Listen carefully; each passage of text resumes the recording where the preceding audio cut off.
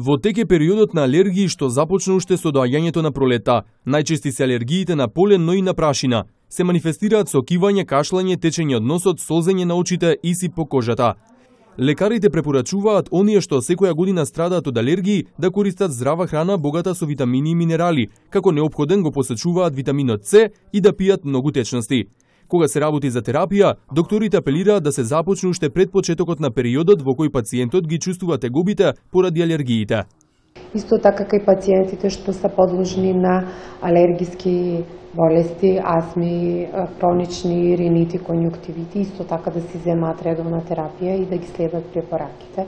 Според доктор Трифуновска продолжува трендот на голем број пациенти со болести на органите за дишење. Како причини ги наведува алергиите, променливото време, загадениот воздух. Да, во амбулантите се уште ги имаме респираторните заболувања, дали од една страна поради наглите чести промени на времето, од друга страна што многу не се актуелни се уште значи алергиски поврзаните болести поради присуството на полен во атмосферата, значи многу висок процент се уште имаме респираторни заболувања.